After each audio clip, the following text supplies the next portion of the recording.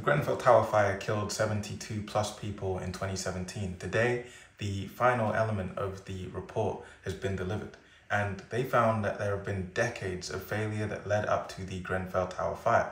But whilst the media might focus on the headlines and the remembrance, which is important, we also have to ask this: who's really to blame?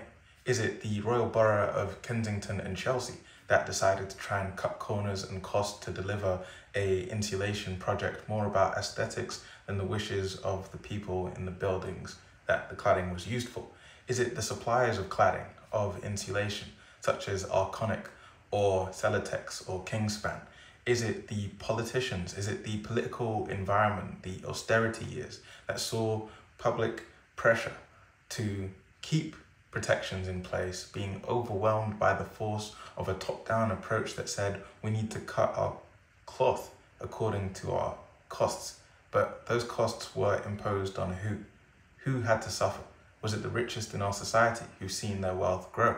Or was it the poorest? Over 85% of those who lived in the Grenfell Tower were from black, brown, working class, immigrant communities. These were people building their lives and dreams in real time in a tower that they called home, but was turned from a place where they could create into a coffin.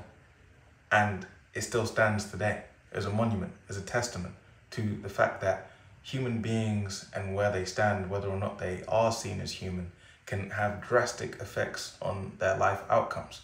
Because over 600,000 people today, according to Inside Housing magazine, live in buildings with similar cladding to that at Grenfell, which means another fire that could claim this many lives could happen at almost any time.